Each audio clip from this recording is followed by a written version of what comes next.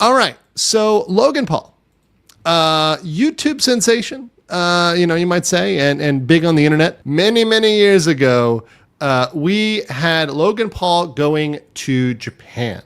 And he went to a very specific place in Japan. My friend Josh of Memecopium and Inaka Adventures has talked about this. This is the Aokigahara forest at the base of Mount Fuji. Now, this forest is well known by the moniker, the self-deletion forest. And obviously, this is a very serious subject. I in no way condone or accept. I think it's absolutely horrible to engage in that. It's never reason to engage in any form of self-harm. Certainly never taking your own life. But there is a forest that is known by that in Japan because it is a site of very frequent occurrences of people ending their own lives. Very, very bad. So it's known. And so if you go there and you're looking around, right, you know that you have a strong possibility of finding somebody if you look hard enough. So he actually posted that, and it got him in a massive, massive trouble. Okay? And because of that, his YouTube got hit. And YouTube punished Logan Paul over that video and over showing that footage. Mind you, he didn't know who this person was. He didn't get permission of their family. He didn't seek any clearance, right? It was a weird decision. It got 6 million views quickly and shot up, I believe, to even 10 million. And so YouTube decided to punish him, and they cut business ties with him. And they removed him from their preferred program, where the brands sell ads on the platform's top 5% of content creators. So it was definitely something that was very, very dumb to do, was wildly inappropriate, especially given that he had an audience that was, obviously very, very young. And online, this was hated by the Japanese and people abroad. Japanese people and people abroad said it was disrespectful and disgusting, and it was completely uncalled for. And then he said, hey, I never should have posted that video. I should have put the cameras down and stopped recording. Well, you did decide to do that. Now, we're going to watch his apology because I do want to be fair, and I do try to be fair in my coverage, and say, hey, look, what happened? So after he did that, he ended up apologizing. So I'm going to play the apology now, guys, and I want you to tell me after we listen to the entire apology if you believe it is sincere. I'm not going to try to influence you here. I'm just going to say, do you believe this is a sincere apology? Yes or no? Turn the volume all the way up. I've made a severe and continuous lapse in my judgment, and I don't expect to be forgiven. I'm simply here to apologize. So what we came across that day in the woods was obviously unplanned, and the reactions you saw on tape were raw, they were unfiltered. None of us knew how to react or how to feel. I should have never posted the video. I should have put the cameras down and stopped recording what we were going through. There's a lot of things I should have done differently, but I didn't. And for that, from the bottom of my heart, I am sorry. I want to apologize to the internet. I want to apologize to anyone who's seen the video. I want to apologize to anyone who has been affected or touched by mental illness or depression or suicide. But most importantly, I want to apologize to the victim and his family. For my fans who are defending my actions, please don't. They do not deserve to be defended. The goal with my content is always to entertain, to push the boundaries, to be all-inclusive. In the world I live in, I share almost everything I do. The intent is never to be heartless, cruel, or malicious. Like I said, I've made a huge mistake. I don't expect to be forgiven. I'm just here to apologize. I'm ashamed of myself. I'm disappointed in myself, and I promise to be better. I will be better. Thank you. Okay, so we've now all seen the apology together, and by the way, I'm not going to try to influence you here because I want to, once again, let you guys be your own judge and make up your own mind. You guys can make up your own mind about the sincerity of that. That's not really a legal thing. It's a personal thing, although I will note some things he said in there that are very interesting. But I will tell you one thing, and that's what my mod said, my head mod, who has a very good insight here on these things. She dropped over here.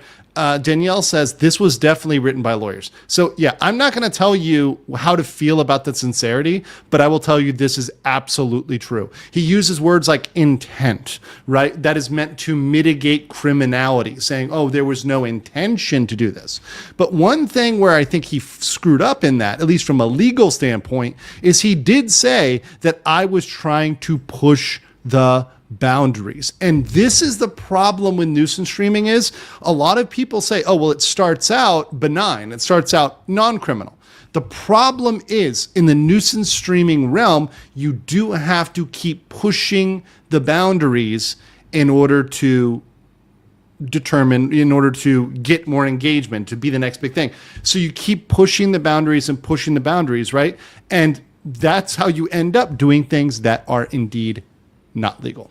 All right, so let's go with a little bit of what is going on now. So after this apology, Logan did say that this did change his life. So this is a comment on what Japan did to him, and I'm just going to play a couple seconds of this. If it weren't for Japan, I would have died. So he claims that was a fundamental process in him changing his life or reforming, right? That's his quote unquote claim.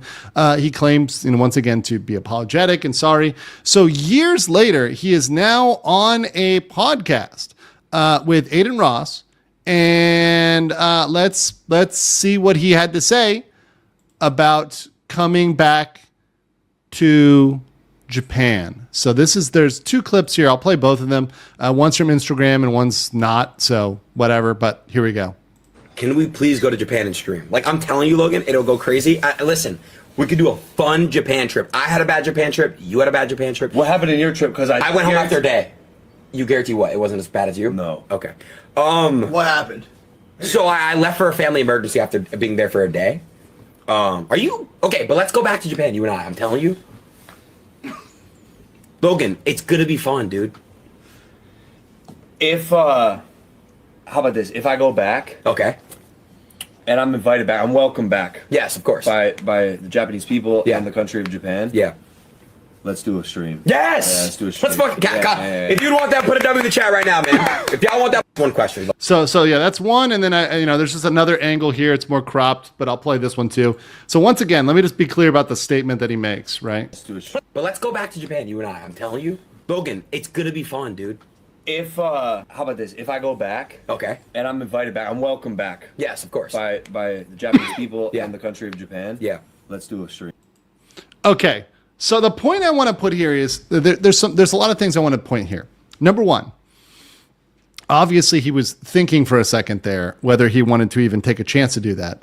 But welcome back by the Japanese people. I don't think they're going to welcome you back with open arms. I think the word he wanted was not welcome. I think the word he wanted was tolerated. So if they are tolerated in Japan, then he will go back, because I don't think welcome is going to be the right word. I don't think there's too many Japanese. Of course, there's some, right? Every country has their Hank U's. We all know Hank from the Somali saga. Every country has some people that are mentally deficient enough to welcome everybody back. But I don't think welcome is going to be necessarily the word, right? I don't think love and adoration, cheering at the airport. What I actually think is the real question is whether legally he will be permitted to come in the country. Now, we'll talk about that in 1 second, because there's several bases for them to deny him entry. I have said it once, and I will say it again over and over. Countries do not have to let you in. He is not a Japanese citizen. He is not a Japanese citizen.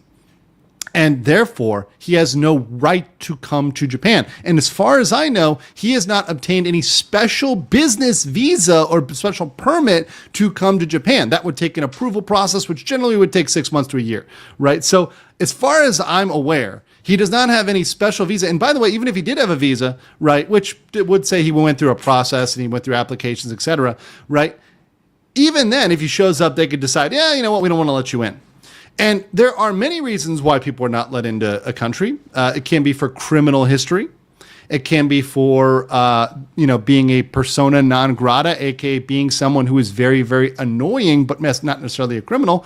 Or it could be for like past behavior in that country. Or it could be, and here's another one, for suspected work. And we're going to get into the digital nomad program and how that kind of plays out with this. Okay, so here's one big thing. Now, a lot of people are about this, but Japan launched a digital nomad visa in March of 2024. Now, I have helped people who are pursuing this. And by the way, if you want to talk about going to Japan or you're interested in a digital nomad visa and you want to talk about it, you can feel free to hit me up, goeastgentleman@gmail.com. I help people who are looking to, visit or stay in Japan, Korea, Thailand, Philippines, and often do a lot of consultations on Japan. In fact, I'm going to have one coming up pretty soon, actually this week. And they've been really trying to push this program. But part of this is that, they want streamers to have visas. They want people working there to have visas. And now that this program is available, there's really not an excuse for streamers not to get a valid visa. That is to go to apply, to go through a criminal background check and, prove they have income, prove what they're doing, and go through a formal process. I believe that all people should have to go through this process because the amount of streamers would go down radically. They would pretty much eliminate most problematic nuisance streamers because most of them are criminals.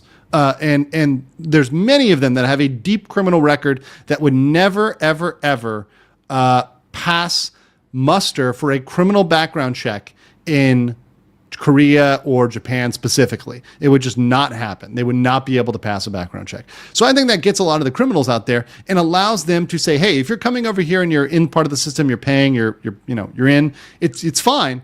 But if you're not, no, you've got to get work authorization. And it's not that hard to get. It's not that hard. You could also start a business. You could also do something else. You could be a student, right?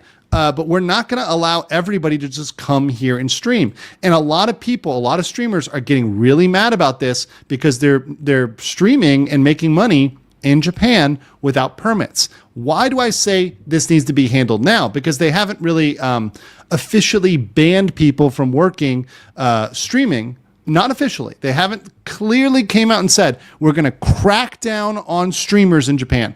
But I think the time is now with Aiden Ross and with Logan Paul, because if they do this now, it will set a precedent. So if they say, Logan and Aiden, if you want to come here and stream, you've got to get a visa. You've got to get a work permission, some way to work in Japan. You've got to apply for it. That would stop them if Japan denies it, because Japan could look at Logan and say, we're not approving this. We're not doing this for you, Logan. We saw what you did in the past and we don't want you here. And that's their sovereign right and power. And I think they need to do that. I think they need to put the line down because they're being seen as really soft. And I don't think that's a good thing for Japan.